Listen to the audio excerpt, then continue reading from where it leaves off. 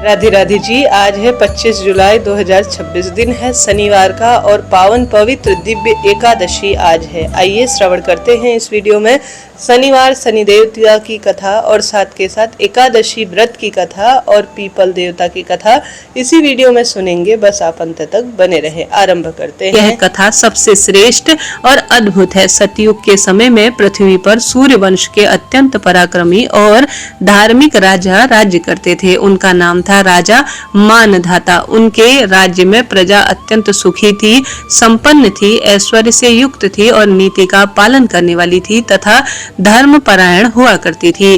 राजा भी जो कर वसूलते थे वह भी नैतिकता के मूल्यों पर आधारित ही रहता था। राजा स्वयं भी धर्म और नीति का पालन करते थे और इसलिए इस संपूर्ण राज्य में कभी भी कोई भी प्राकृतिक आपदाएं नहीं आती थी। बिना किसी अवरोध के यह राज्य बहुत समृद्ध था और नित्य प्रतिदिन प्रगति कर रहा था। लेकिन कहते हैं ना कि समय एक जैसा कभी नहीं रहता, तो राजा के जीवन में भी कुछ ऐसा ही हुआ।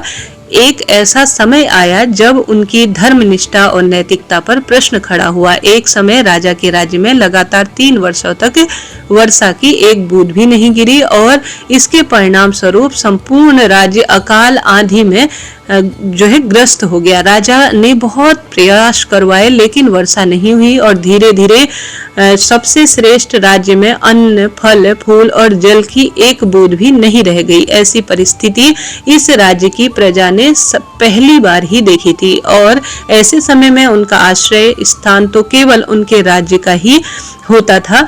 इसलिए सभी प्रजा त्राहिमाम त्राहिमाम पुकारती हुई राजा मानधा के राजमहल के द्वार पर पहुंच गई। राजा से प्रार्थना करते हुए सभी प्रजाजन कहने लगे, हे राजन, आप हमारे स्वामी हैं। कृपया वर्षा, अन्न के अभाव के इस विषम स्थिति में आप ही हमारी रक्षा कर सकते हैं। हमें बचाइए, हम आपकी शरण में हैं। इस राज्य में न तो जल की एक बूंद है और न ही अन्न का एक दाना है। प्रजा की ऐसी प्रार्थना सुनकर राजा ने कहा, प्रजाजन, शास्त्रों में वर्णन आता है कि अगर कोई राजा अधर्मी का अनुसरण करता है तो उसका दंड उसकी प्रजा को भुगतना पड़ता है। मैंने अपने भूत और वर्तमान पर अच्छे से श्रेष्ठ विचार किया है, लेकिन मुझे अपना ऐसा कोई भी पाप कर्म अभी दिखाई नहीं दे रहा है जिसके कारण आज आप सबको यह कष्ट भुगतना पड़ रहा है। लेकिन फिर भी आप सबके हित के लिए मैं स्थिति का निवारण अवश्य करूंगा। इस समय अपनी प्रजा को सांत्वना देकर राजा राजमहल के अंदर चले गए। उसके बाद उन्होंने अपने मन में कुछ निर्णय किया और फिर अपनी सेना व मंत्रियों के साथ वन की ओर चल पड़े। जंगल में अनेक ऋषि मुनियों के आश्रम थे। उन सबके पास होते हुए अंततः राजा मानधा महान तेजस्वी ऋषि अंगिरा के आश्रम पहुंचे। ध्यान मग्न ऋषि की चारों ओर दिव्यता का प्रकाश फैला हुआ था। राजा ने अत्यंत विनम्रता पूर्वक ऋषि के पास जाकर उन्हें दंडवत प्रणाम अर्पित किया।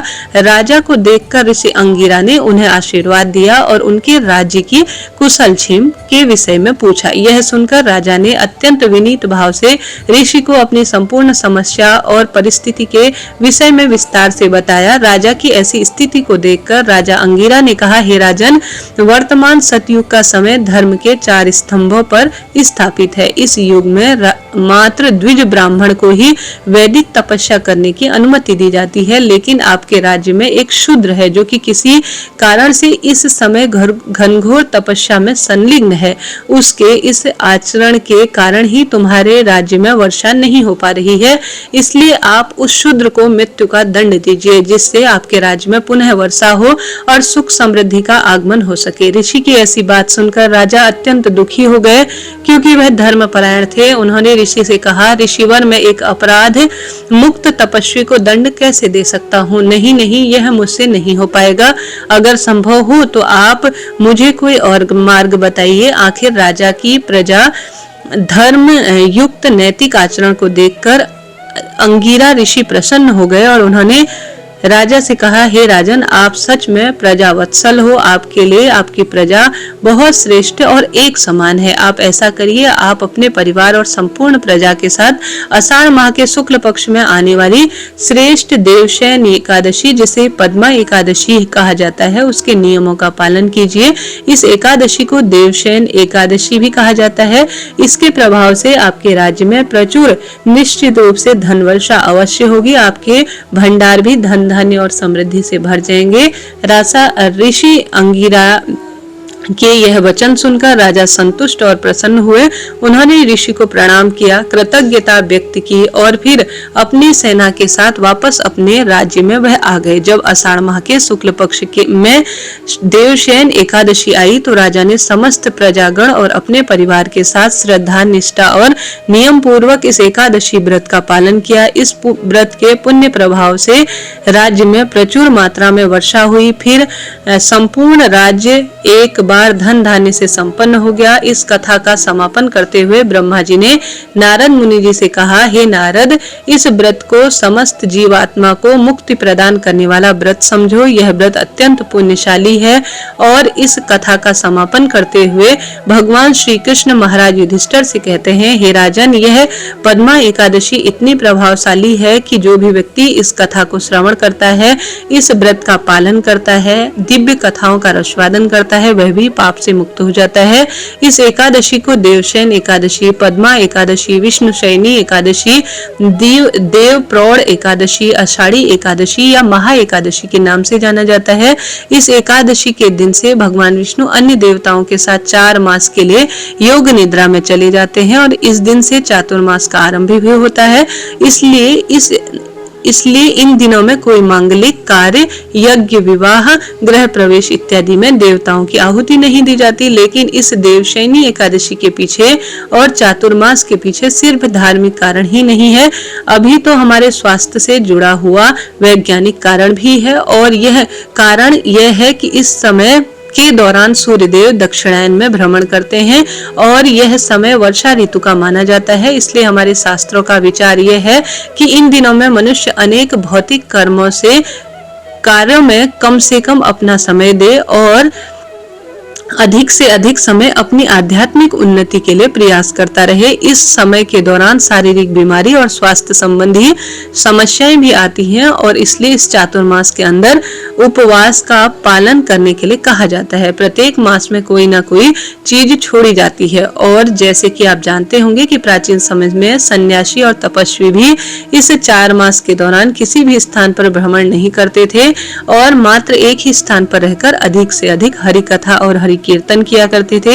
इसलिए अगर आप भी अपनी भक्ति के प्रगति पथ पर जाना चाहते हैं तो यह समय आपके लिए सर्वोत्तम है। आगे युधिष्ठिर जी ने पूछा, भगवान आषाढ़ शुक्ल पक्ष की एकादशी की इतनी महत्वता क्यों है, बतलाने की कृपा करें। तब भगवान श्री कृष्ण बोले, राजन, आषाढ़ शुक्ल पक्ष की एकादशी सर्वश्रेष्ठ है। इसे देवशयनी एकादशी कहते हैं। मैं उसका वर्णन करता हूँ। यह महान पुण्यमयी, स्वर्ग व मोक्ष प्रदान करने वाली है। सब पापों का हरण तथा उत्तम यह व्रत है। आषाढ़ शुक्ल पक्ष में शयनी एकादशी के दिन जिन्होंने कमल पुष्प से कमल लोचन भगवान विष्णु का पूजन तथा एकादशी व्रत किया, उन्होंने तीनों लोकों और तीनों सनातन देवताओं का पूजन कर लिया। हरिशयन एकादशी के दिन मेरा एक स्वरूप राजा बलि के यहाँ रहता है और दूसरा क्षीर सागर में शेषनाग की सैया पर तब तक शयन करता है जब तक आगामी कार्तिकीय एकादशी न आ जाती। अतः आषाढ़ शुक्ला एकादशी से लेकर कार्तिक शुक्ला एकादशी तक मनुष्य को भलीभांति धर्म का आचरण करना चाहिए। जो मनुष्य इस प्रकार व्रत का अनुष्ठान करता है वह परम गति को प्राप्त करता है। इस कारण यत्न पूर्वक इस एकादशी का व्रत करना चाहिए। एकादशी की रात में जागरण करके शंख चक्र और गदा धारण करने वाले भगवान विष्णु की भक्ति पूर्वक पूजा करनी चाहिए। ऐसा करने वाले पुरुष के पुण्य की गणना करने में चतुर्मुखी ब्रह्मा जी भी असमर्थ है। राजन, जो इस प्रकार भोग और मोक्ष प्रदान करने वाली सर्व पापहारी एकादशी के उत्तम व्रत का पालन करते हैं वह जाति का चंडाल होने पर भी संसार में सदा मेरा प्रिय भक्त रहेगा। जो मनुष्य दीपदान, पलाश के पत्ते पर भोजन और प्रिय व्रत करते हुए चौमासा व्यतीत करते हैं वह मेरे प्रिय हैं। चौमासे में भगवान विष्णु सोए रहते हैं, इसलिए मनुष्य को भूमि पर शयन करना चाहिए। सावन में साग, भादों में दही, क्वार में दूध और कार्तिक में दाल का त्याग कर देना चाहिए तथा जो चौमासे में ब्रह्मचर्य का पालन करते हैं वह परम गति को प्राप्त होते हैं। राजन, एकादशी के व्रत से ही मनुष्य सब पापों से मुक्त हो जाता है तथा सदा इसका व्रत प्रत्येक मनुष्य को यथाशक्ति करते रहना चाहिए, कभी भूलना नहीं चाहिए। शयनी या बोधिनी के बीच में जो कृष्ण पक्ष की एकादशी आती है, गृहस्थ के लिए वह भी श्रेष्ठ करने योग्य है। अन्य मासों की कृष्ण पक्षी एकादशी गृहस्थ जनों के लिए करने के लिए सर्वश्रेष्ठ कही है। शुक्ल पक्ष की एकादशी और कृष्ण पक्ष की एकादशी सभी को बड़े मन और प्रेम से करनी चाहिए। कहा जाता है, एक समय की बात है, सभी नवग्रह तथा सूर्य, चंद्र, मंगल, बुध, बृहस्पति, शुक्र, शनि, राहु और केतु में विवाद खूब छिड़ गया था कि इनमें सबसे बड़ा कौन है। सभी आपस में लड़ने लगे और कोई निर्णय न होने पर देवराज इंद्र के पास निर्णय लेने पहुंचे। देवराज इंद्र भी घबरा गए और उन्होंने निर्णय में अपनी असमर्थता जताई, परंतु उन्होंने कहा कि इस समय पृथ्वी पर राजा विक्रमादित्य है जो कि अति न्यायप्रिय है, वही इसका निर्णय कर सकते हैं। सभी ग्रह एक साथ राजा विक्रमादित्य के पास पहुंचे और अपना विवाद बताया, साथ ही निर्णय लेने के लिए कहा। राजा विक्रमादित्य इस समस्या से खूब चिंतित थे क्योंकि वह जानते थे जिस किसी को भी छोटा बताया वह क्रोधित हो उठेगा। तब राजा को एक उपाय सूझा। उन्होंने स्वर्ण, रत्न, कांस्य, पीतल, सीसा, रांगा, जस्ता, अभ्रक और लोह से 9 सिंहासन बनाए और उन्हें इसी क्रम में रखा। फिर उन सबसे निवेदन किया कि आप अपने अपने स्थान पर जो है पदास्थ हो जाइए, अर्थात सिंहासन पर स्थान ग्रहण करें। जो भी अंतिम सिंहासन पर बैठेगा वही सबसे छोटा होगा। इसके अनुसार लौह सिंहासन सबसे बाद में लगा हुआ था, इस कारण से शनिदेव बाद में बैठे तो वही सबसे छोटे कहलाए। शनिदेव को लगा कि राजा ने जानबूझकर ऐसा किया है। वह खूब गुस्से में हो गए और बोले, राजा तू मुझे नहीं जानता। सूर्य एक राशि में 1 महीना, चंद्रमा 2.25 महीना और मंगल 1.5 महीना, बृहस्पति 13 महीने, वह बुध और शुक्र 1-1 महीने विचरण करते हैं, लेकिन मैं 2.5 से 7.5 साल तक रहता हूँ। मैंने बड़े बड़ों को विनाश किया है। श्री रामचंद्र जी 7.5 आई तो उन्हें वनवास हो गया। रावण की आई तो उनकी लंका को वानर सेना के हाथों हारना पड़ा। अब तुम सावधान रहना। ऐसा कहकर कुपित होकर शनिदेव वहां से चले गए। प्रिय श्रोताजनों, अन्य देवता खुशी खुशी चले गए। कुछ समय बाद राजा की 7.5 आ गई। तब शनिदेव घोड़े के सौदागर बनकर आए। उनके साथ कई बढ़िया घोड़े थे। राजा ने यह समाचार सुन अपने अश्वपाल को अच्छे घोड़े खरीदने की आज्ञा दी। उसने कई अच्छे घोड़े खरीदे और एक सर्वोत्तम घोड़े को राजा की सवारी के लिए दे दिया। राजा जो ही उस पर बैठे वैसे ही घोड़ा सरपट वन की ओर दौड़ा और भाग गया। भीषण वन में वह पहुंचकर अंतर्ध्यान हो गया। अब राजा भूखा प्यासा भटकता रहा। तब एक ग्वाले ने उसे पानी पिलाया। राजा ने प्रसन्न होकर उसे अपनी अंगूठी दे दी। तब वह अंगूठी देकर राजा नगर की ओर चल दिया। वहां अपना नाम उज्जैन निवासी वीका उन्होंने बताया। वहां एक सेठ के दुकान में उसने जल इत्यादि पिया और कुछ देर आराम किया। भाग्यवश उस दिन सेठ की खूब बिक्री हुई। सेठ उसे खाना इत्यादि कराकर खुश होकर अपने साथ ले गया। वहीं उसके घर पर एक खूंटी पर हार लटका हुआ था जिसे खूंटी निगल रही थी। थोड़ी देर में हार पूरा गायब हो गया। तब सेठ ने के आने पर देखा कि हार तो पूरी तरह से गायब है। सेठ ने समझा कि वीका ने ही उसे चुराया है। उसने वीका को कोतवाल के हवाले कर दिया और वीका को पूर्ण रूप से पकड़वा दिया। इसके बाद फिर उस नगर के राजा ने भी वीका को चोर समझकर उसके हाथ पैर कटवा दिए और नगर के बाहर फेंकवा दिया।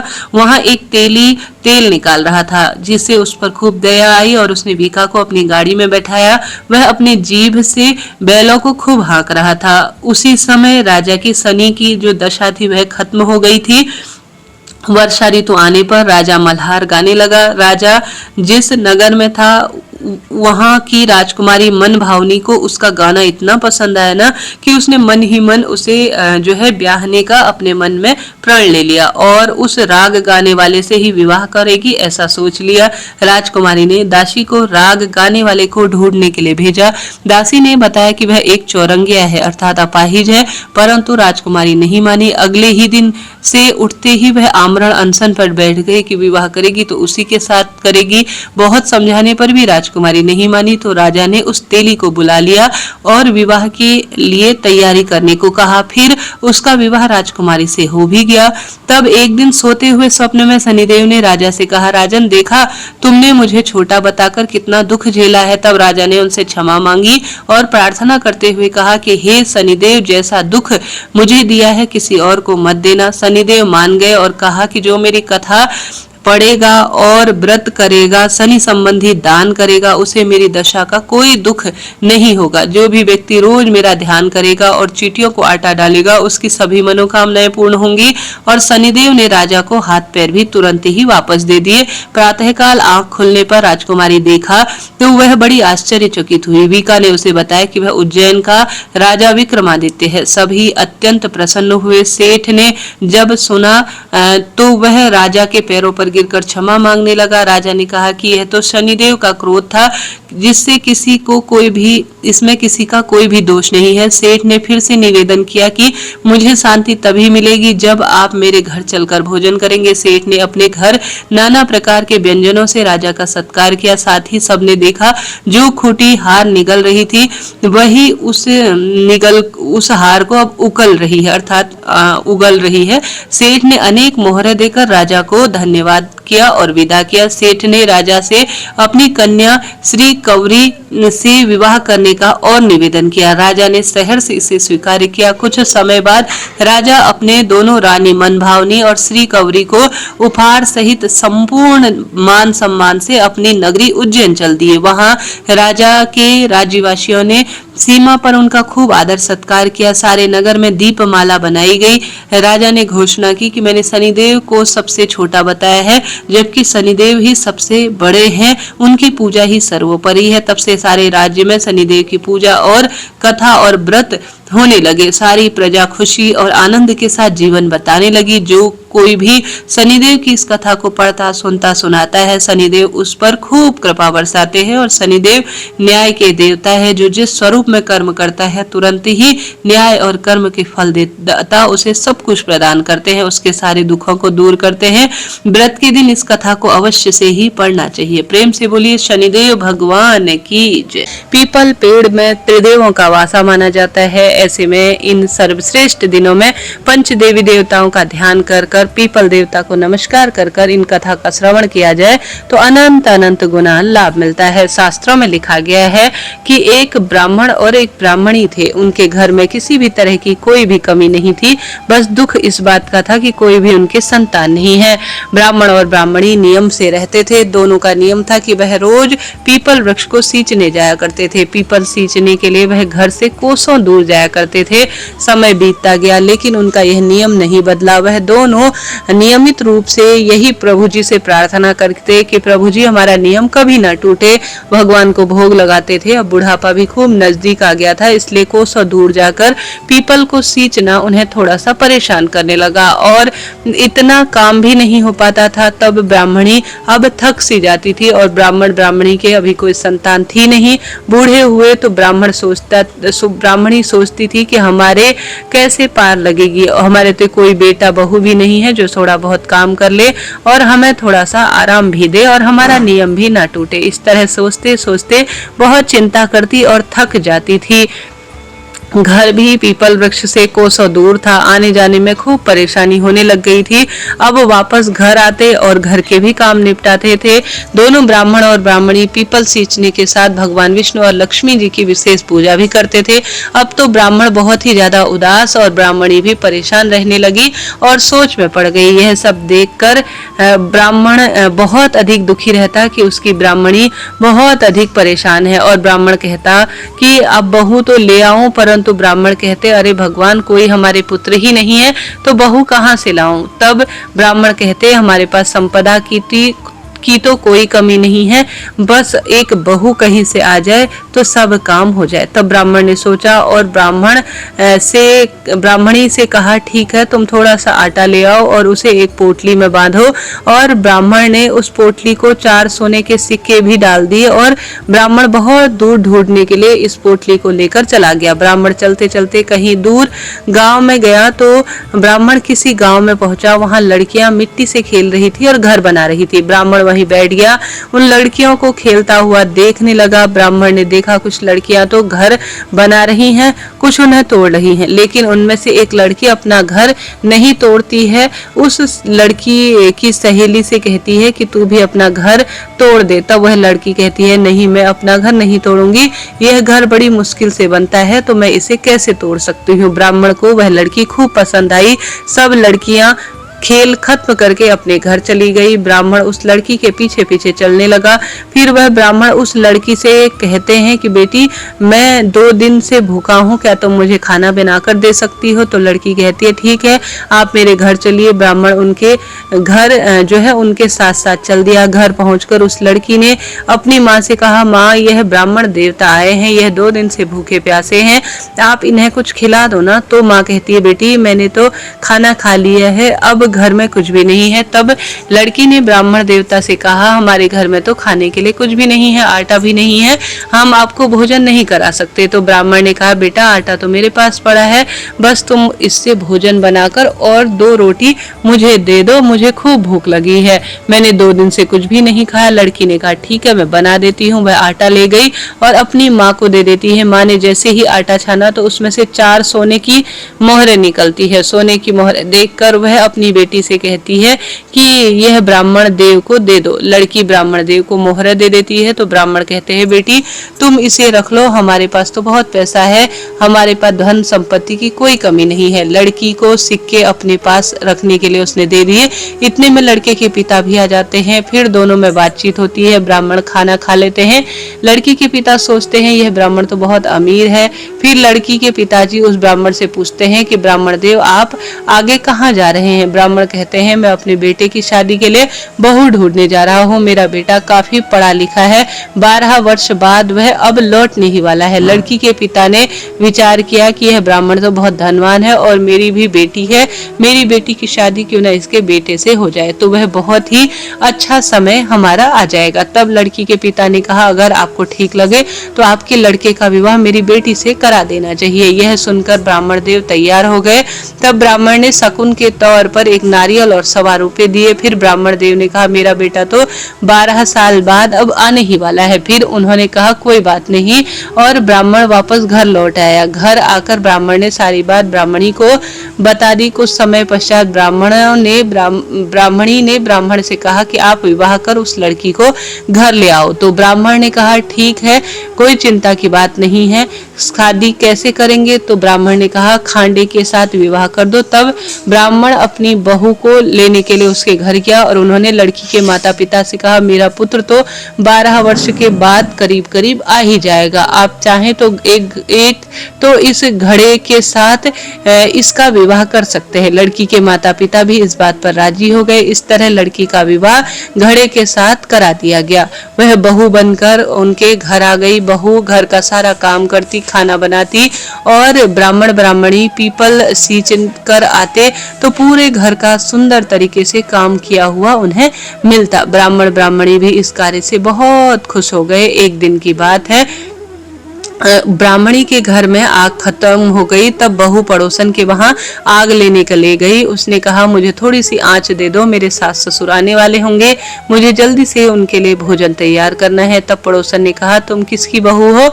तो उसने कहा, मेरा पति काशी पढ़ने गया है। तो पड़ोसन ने बहू से कहा, तुमको तो जो है यहाँ पर पागल बनाया जा रहा है, उनका कोई पुत्र नहीं है, हमने कभी कोई इनका पुत्र देखा ही नहीं है, ये लोग झूठ बोल रहे हैं। हैं, तुम ऐसे ही यहाँ लेकर आए हैं। तुम्हें पड़ोसन ने बहू के बहुत कान भर दिए। बहू ने घर आकर बेमन से आज खाना बनाया, जेवर उतार दिए और कोई श्रृंगार भी नहीं किया। सास ससुर की जो है नाराजगी उसने दिखाई। उसने कहा कि आज सास ससुर आ जाए तो फिर संपूर्ण रूप से उन्हें पूरी बात बताऊंगी। उसने बहू ने आज खाना तो बनाया परंतु खाने में कोई स्वाद नहीं था। नमक लाल मिर्च खूब भर दिया था और बहू खूब आज गुस्से में थी। आज तो खाना बहुत ही खराब बना है, किसी ने घर को अच्छी तरह से लीपा भी नहीं है और किसी भी तरह से वह कार्य में आज मन नहीं लगा रही थी, क्योंकि मन ही मन उसके मन में ये बात चल रही कि आज मेरी जिंदगी खूब फीकी हो गई है। तब ब्राह्मणी समझ गई कि मेरे बहू के किसी ने आज कान भर दिए, उसको पता चल गया है कि मेरे बेटा है ही नहीं। तो फिर ब्राह्मणी बेचारी क्या कर दी, दूसरे दिन पीपल सींचने के लिए ब्राह्मण और ब्राह्मणी जाने लगते हैं। तो बहू अपनी सास से कहती है, आपने मुझे 6 कोठे की चाबी दी है लेकिन 7वें कोठे की चाबी नहीं दी है, मैं कौन सी बहू हूँ आपकी? तो उसने कहा, ऐसी बात नहीं है बेटा, मैंने तो ऐसे ही चाबी नहीं दी थी, यह लो चाबी। और पीपल सींचने के लिए वह चुपके से भगवान का नाम जाप करते हुए चले गए और पीपल सींचते समय भगवान विष्णु का नाम लेते रहे, माँ लक्ष्मी का ध्यान करते रहे। सास ससुर के जाते ही बहू ने सारे ताले किसी न किसी तरह से खोल लिए। सभी 6 जो कोठे थे उनमें से हीरे मोती सोने गहने इत्यादि बहुत सुंदर कपड़े, किसी में स्वादिष्ट मिठाई बहू को मिली। ऐसे में बहू ने 7वां कोठा खोला और देखा भगवान विष्णु और माता लक्ष्मी बैठे हुए हैं। पीपल का पेड़ लगा हुआ है और वहां एक सुंदर लड़का बैठकर पूजा कर रहा है। तो बहू ने लड़के से पूछा, तुम कौन हो? लड़के ने कहा, मैं तुम्हारा पति हूँ। तो बहू ने कहा, तुम मेरे पति कैसे हो सकते हो? मेरा पति तो काशी पढ़ने गया है। तो लड़के ने कहा, नहीं, मैं काशी से आ गया हूँ, अभी 12 वर्ष पूरे नहीं हुए हैं इसलिए मैं यहाँ रुका हुआ हूँ। 12 वर्ष पूर्ण होने पर मैं अपने माता पिता से मिलूंगा। उससे मिलकर वह बहू बहुत खुश हुई और उसने 16 श्रृंगार किए, सारा घर का खूब राजी खुशी काम किया। आज स्वादिष्ट भोजन भी बनाया। फिर सास ससुर के आने पर खूब खुशी खुशी सारे काम किए और अपनी सास से पूछती है, माँ जी आप कहाँ जाते हो? तब वह कहती है कि हम पीपल सींचने जाते हैं। गांव से कोसों दूर एक दिव्य पावन पवित्र और सबसे श्रेष्ठ पीपल का पेड़ है और खूब समय से हम श्री नारायण माँ लक्ष्मी का पूजन करते हैं और पीपल पेड़ को सींचा करते हैं। वहाँ भगवान विष्णु और माँ लक्ष्मी साक्षात वास करते हैं। तब बहू कहती है कि माँ जी आप इतनी दूर पीपल सींचने आखिर क्यों जाते हैं? ये तो बहुत ही दूर है, हमारे तो घर पर ही परकोटे में पीपल का पेड़ लगा है। सास ससुर आश्चर्यचकित हो जाते हैं। परकोटे में जाकर सास ससुर देखते हैं वहाँ एक पीपल का पेड़ है, भगवान विष्णु और माता लक्ष्मी साक्षात बैठे हैं और एक सुंदर लड़का भी पीपल पेड़ को पूज रहा है। तब वह पूछते हैं कि बेटा तुम कौन हो? तो उसने कहा, माँ जी मैं आपका बेटा हूँ। तो उन्होंने कहा, हमारा तो कोई बेटा नहीं है। तो लड़का कहता है, नहीं, भगवान विष्णु और माता लक्ष्मी ने आपको बेटा दे दिया है। और सास ससुर इस बात को सुनकर आश्चर्यचकित हो जाते हैं और खुश होकर कहने लगते हैं, भगवान ने हमारी बुढ़ापे में सुन ली है। तो सास ससुर कहने लगे कि हम लोग तो मान लेंगे कि तुम हमारे बेटे हो, तुम हमारी बहू हो, लेकिन पूरी दुनिया कैसे मानेगी? दूसरे दिन ब्राह्मणी ने लोहे की अंगूठी पहन ली और नदी के किनारे खड़े हो गए और दूसरे किनारे पर लड़का खड़ा हो गया, साथ में पूरा गांव भी इकट्ठा वहां हो गया था। ऐसे में सास ने नदी के किनारे जैसे ही अपने बेटे को पुकारा, बेटे ने माँ की आवाज दी, तुरंत ही माता के दूध की धार निकल आई जो कि लड़के के मुंह में गई। यह सब देखकर पूरे गांव वाले आश्चर्यचकित रह गए और ब्राह्मण ब्राह्मणी का यही पुत्र है, सबने यही मांग लिया। पीपल देवता, हे भगवान विष्णु, हे माता लक्ष्मी, जैसे आपने पीपल सींचने के सुंदर परिणाम स्वरूप ब्राह्मण ब्राह्मणी को पुत्र और बहू का सुख दिया, सुख संपत्ति दी, उसी तरह से जो भी इस कथा को सुने उसके जीवन में सदा सर्वदा कृपा बनाए रखना और सदा सर्वदा सौभाग्य बनाए रखना। बोलिए पीपल देवता की जय, माता लक्ष्मी की जय। माता लक्ष्मी की कथा अनुसार एक बूढ़ा ब्राह्मण था। रोज पीपल पेड़ को सींचा करता था। पीपल में से एक लड़की निकलती थी, कहती थी, पिताजी मैं आपके साथ चलूंगी। यह सुनते सुनते बूढ़ा ब्राह्मण बहुत कमजोर होने लगा। बूढ़ा ब्राह्मण की पत्नी उससे पूछती थी कि क्या बात है जी, आप क्यों कमजोर होते जा रहे हैं। बूढ़ा ब्राह्मण बोला कि पीपल में से एक लड़की निकलती है और कहती है कि वह भी आपके साथ चलूंगी। बुढ़िया बोली कि कल ले आना। उस लड़की जहां हमारे 6 लड़कियां पहले से हैं, 7वीं लड़की और सही। अगले दिन बूढ़ा उस लड़की को घर ले आया। घर लाने के बाद बूढ़ा आटा मांगने गया तो उसे पहले दिन की अपेक्षा आज 4 गुना अधिक आटा मिला। जब बुढ़िया आटा छानने लगी तो लड़की ने कहा, माँ आओ इस आटे को मैं छान देती हूँ। जब लड़की आटा छानने लगी परात भर गया। उसकी माँ खाना बनाने के लिए जैसे बैठी, लड़की ने कहा, माँ आज रसोई मैं बनाऊंगी। तो बुढ़िया बोली कि ना बेटा तेरे हाथ जल जाएंगे। लेकिन लड़की नहीं मानी और वह रसोई में खाना बनाने लगी। तो उसने तरह तरह के 3600 व्यंजन बना डाले और आज सभी ने भरपेट भोजन खाया। इससे पहले सभी लोग आधा पेट ही भोजन किया करते थे। रात हुई तो बुढ़िया का भाई आया और कहने लगा, दीदी मैं तो आज भोजन खाऊंगा। बुढ़िया परेशान हो गई, अब कहाँ से भोजन लाए। लड़की ने पूछा कि माँ ये क्या बात है। उसने कहा कि तेरा मामा आया है और रोटी खाएगा, लेकिन रोटी तो सबने खा ली, अब उसके लिए क्या लाए। तुरंत ही लड़की रसोई में गई। उसने मामा के लिए एक चुटकी में 3600 व्यंजन बना दिए। मामा ने भरपेट खाना खाया और कहा कि ऐसा खाना पहले नहीं खाया, उसने कभी भी ऐसा भोजन नहीं किया था। बुढ़िया ने कहा कि भाई तेरी पावनी भांजी है, उसी ने सब बनाया है। शाम हुई तो लड़की बोली, माँ चौका लगा के चौकी का दिया जला देना, कोठे में मैं सो जाऊंगी। बुढ़िया बोली कि ना बेटी तू डर जाएगी। लेकिन वह बोली, ना ना मैं नहीं डरूंगी, मैं अंदर कोठे में सो जाऊंगी, चाहे कोठी में किसी भी तरह से कोई भी डर नहीं है। आधी रात को लड़की उठी, चारों ओर देखने लगी तो वहां पर तुरंत ही उसने धन के भंडार भर दिए। जो छोटी सी झोपड़ी थी उसे महल में बदल दिया। बाहर जाने लगी तो बूढ़ा ब्राह्मण सो रहा था। उसने देखा, बेटी तू कहाँ जा रही है। लड़की बोली, मैं तो दरिद्रता दूर करने आई हूँ, अगर तुम्हें भी करवानी हो तो करवा लो। उसने बूढ़े ब्राह्मण के घर की तरफ, जो पड़ोस में रहने वाला घर था, उसकी तरफ भी देखा तो वहां भी धन ही धन हो गया। सुबह सवेरे सभी लोग लड़की को न पाकर उसे ढूंढने लगे तो पावनी बेटी कहाँ गई कहाँ गई। तो बूढ़ा ब्राह्मण हंसी खुशी चिल्लाता हुआ, माता लक्ष्मी के जयकारे लगाता हुआ कहने लगा कि हमारे घर जो आई थी वह साक्षात मां लक्ष्मी थी, उसने सारी दरिद्रता को दूर कर दी। हे माता लक्ष्मी, जैसे पीपल सींचने का सुंदर परिणाम उस ब्राह्मण को दिया है, उसके पूरे कुटुंब को उसकी दरिद्रता को दूर करने के स्वरूप में दिया है, उसी तरह से जो भी आज के शुभ दिन में इस दिव्य कथा को सुने उसके जीवन में अखंड सौभाग्य देना, पुत्र विवाह, नौकरी, रोग, कर्ज, दुख, दारिद्रता का अंत करना और सदा सर्वदा खुशियां देना। बोलिए श्री नारायण भगवान की जय, पीपल देवता की जय।